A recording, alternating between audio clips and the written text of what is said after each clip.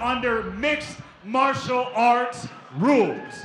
And it is set for three 3-minute rounds in the welterweight division.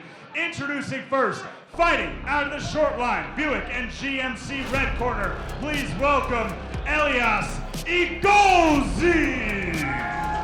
Mr. Elias Egozi, representing one of the great gyms out of Colorado, high altitude martial arts, making his way to the cage for this, our first MMA bout of the night in the welterweight division.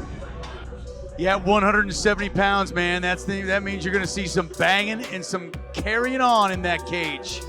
Carrying on, I like it.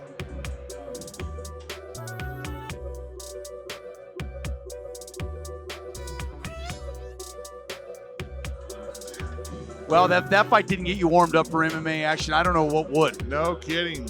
Cody Donovan in the corner of Mr. Egozi, former UFC fighter himself.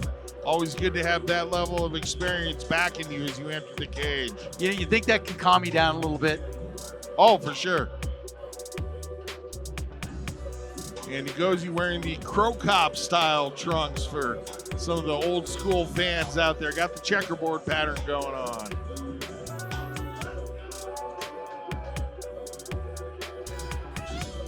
Oh, those are kind of old school. I like it.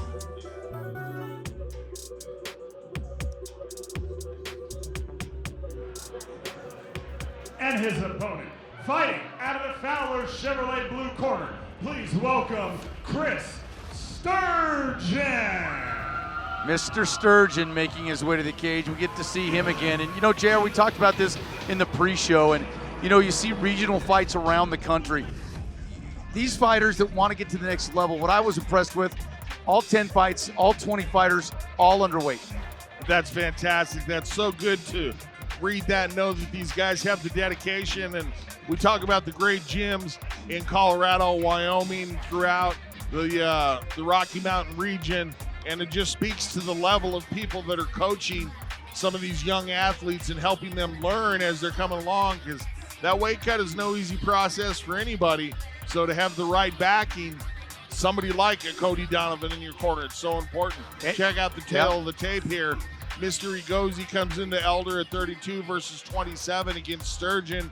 5'9" for Sturgeon versus the much taller 6-foot fighter in Egozi. Of course, they both made 170, as we were just talking about. Egozi at 0-1 wants to even up his record tonight versus Sturgeon, who's at 1-1, wants to break that tie. And again, we've got fighters that are very young in their careers, so every time in the cage is a learning experience. But again, we've been spoiled. The last two cards, we've had incredible debut fighters. Now you're getting guys that have been there before. Maybe the butterflies aren't as much, and you start thinking about how you're going to execute, how you're going to approach your plan.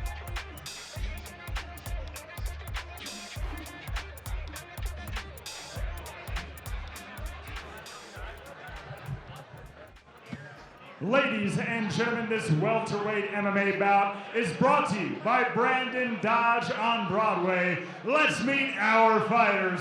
First, fighting out of the short line, Buick and GMC red corner. From Miami, Florida, representing Elevation Fight Team and Pound for Pound Fitness, Elias Egozi.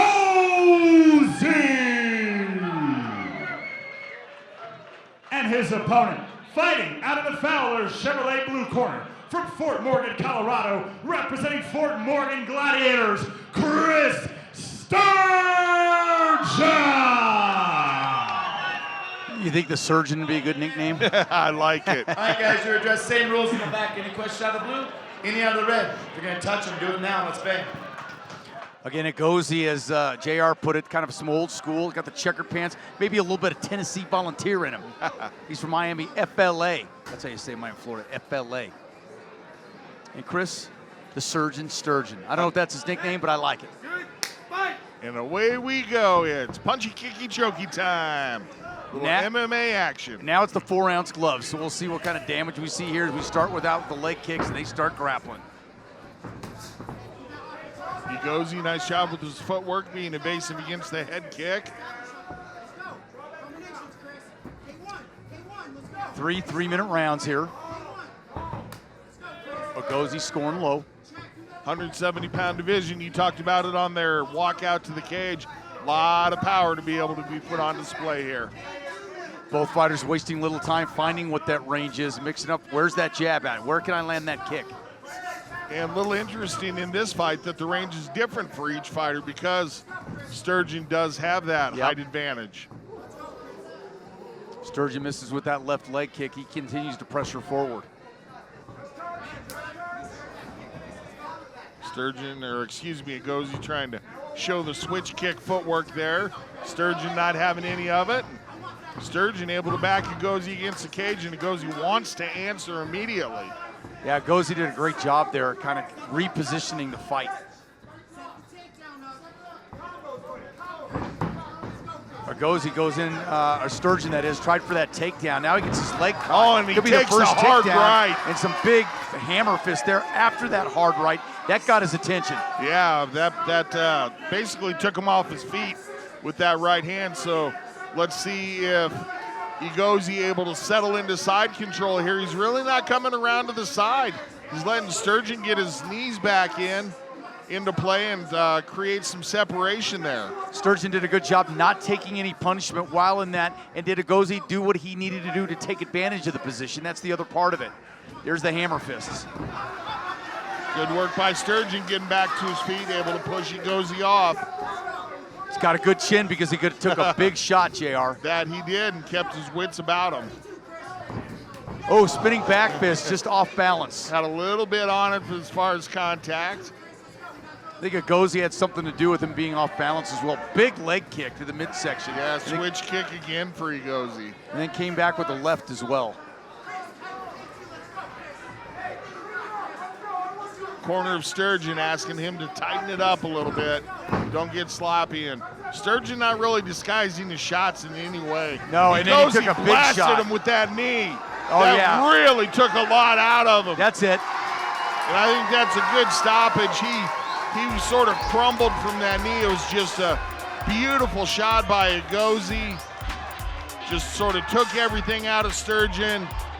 He's going to recover from that, but man, you take a shot like that and there's just not anything you can do. Your whole world sort of blacks out. Yeah, when you catch a solid knee, JR, and you said it right away when it happened. Plus, that was a follow-up from the big shot he took from the overhand right earlier in the fight. True where enough. it was bell rung. You get caught with that knee, there's not a whole heck of a lot you can do. Checking it out on the replay here, and again, not really disguising the shot. That allows Egozi to set the underhooks, and then bang. Oh, and you can't breathe when that happens. You can just tell Sturgeon is just in a world of unfortunate pain. It folded him in half like an accordion. I mean, right in the solar plexus. You can't breathe. There's not a heck of a lot you can do. And Egozi took a really nice, quick advantage. The proverbial shark with blood in the water going in for the finish. Absolutely. Let's take it up to Big Mo as he has the official word for us. Ladies and gentlemen, referee Hines calls a stop to this contest at 2 minutes, 38 seconds of round number 1. Declaring your winner by TKO, Elias Egozi. Well, he gets that record evened up. That was the first business of order right there, was to get that record evened up. He's got it. Let's hear from Big Mo. Erase the O. Go to Big Mo. Ladies and gentlemen, our winner, Mr. Egozi. Get your breath. I know you're at altitude right now. You're usually at sea level. How are you feeling after that win? Oh, I feel great. I actually train in elevation. I'm just from Miami, so. Well, I guess I did my research. Oh well. So it sounds like you obviously come from a great camp. Obviously, you've worked with elevation. You've worked with pound for pound in the past. How did your camp help you prepare for this fight? Was there anything you were looking to improve on? Yeah, not getting punched. You know. That's a good plan. My last fight, I came out kind of sloppy. I paid for it. I didn't get a chance to open up like I wanted to, so I just wanted to close those holes, and I think I did. And look what happens. So as you continue to develop and close those holes that you were talking about, you know, myself and I'm sure a lot of fans and your supporters are curious, what can we expect from you next as you advance in your career?